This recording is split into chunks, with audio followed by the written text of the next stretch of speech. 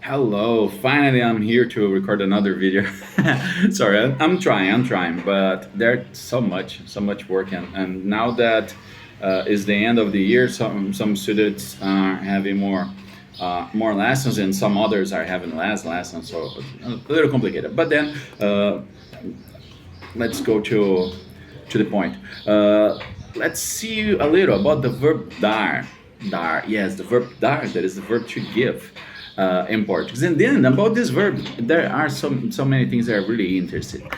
First, because you can say lots of things like.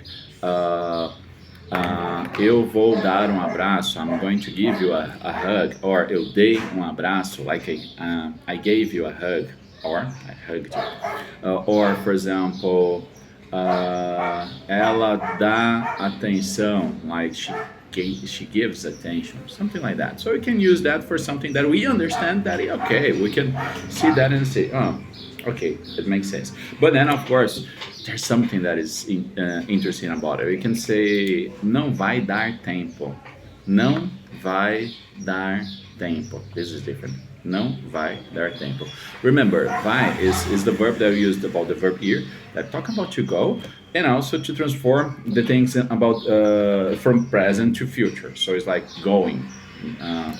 But it's like não vai dar tempo is not going to give time.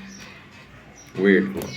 But in this case, it's you can imagine like you're driving your car and then you see the yellow light on the traffic lights, and then you say, okay, there's no time. It's better if I slow down, or maybe no, no, don't do that. So no, vai dar tempo means like there's no time, there's no enough time. So depending on many other situations, for example, you have a work to do until Friday, and you say no, não vai dar tempo, não vai dar tempo. So it's not that it's you don't want. It's because you can't. It's something that is preventing you to do that. Something else, maybe I don't know, the cosmic energies or whatever. So, and we have some other variations, like for example, não dá para passar. Não dá para passar. So, não dá para passar. It's like, it's not giving to pass. What is that? But imagine that you ate too much, and there's a door that is really small, and you say, "Oh, I think that the churrasco was so delicious, and não dá para passar." So you can't pass because you ate too much. Like, hey, maybe the other day, but is that it's impossible for you to pass. Or for example, you're trying to pass with your car between two trucks, and say, "No, it's too risky." So you say não dá para passar, like there's no way that you can pass. Or for example, we use passar about, for example, the kid that is going from a grade to another grade, for the sixth grade to the seventh grade, for example. We call it passar de ano.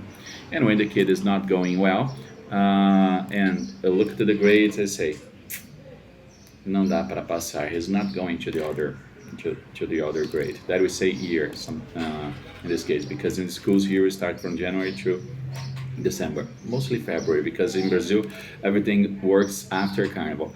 And this, we have this one. Deu certo? Deu certo? Deu certo, about the past of the verb dar. That is give it right. No, it's like, did it work? Did it work? Something like that. So, for example, you're trying to try on some clothes on a store, a clothes store, of course, and then the seller is asking you, deu certo? It's okay or no? And you say no. Comi muito churrasco. I ate too much barbecue, but sometimes not. So deu certo is if something works or not. For example, you try to fix your cell phone alone, like you drop it in the water, and somebody says, put on the rice that will work. And then somebody can say to you, deu certo, like it worked. Yeah, we have some things like that.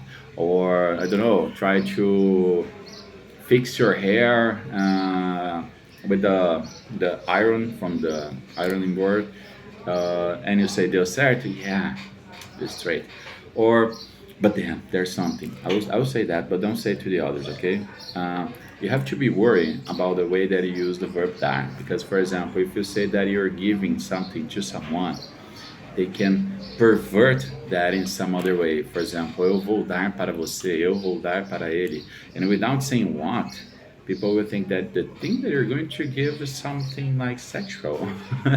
Yeah, in that way. So don't say that, vou dar para você, vou dar para ele, because the people will think that is about the sexual things. Or say if you want, depends on the things that you want to say. And this, we can say, for example, something related to that. We have a two different meaning situation that you can say, não dá para comer. Não dá para comer. When you say não dá para comer, we can say, okay, maybe it's bad, it's kind of stinking, so I'm not going to eat that. Give it to the dog. No, don't give it to the dog. Or não dá para comer. Maybe somebody look at you and say, I know what you mean. And say, no, it's not like that. Because comer also is something that people put another meaning, in a sexual meaning. So if you say dá and comer in the same sentence, maybe, but like 60% of the people would think something like that. So be worried about it. But the rest is easy. So, and if you need anything, my number is here. The way that you need, if you are already my student, okay, we can talk about it in the class, and ask me more things about it. People say that I should say slower the way that I say the things in Portuguese, but this is so hard. But I'm trying.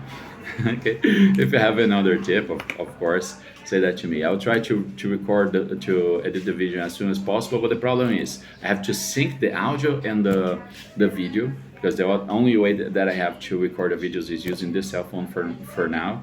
So it takes too much. But then I'll find a way. Okay. See you in the next videos or see you in the class.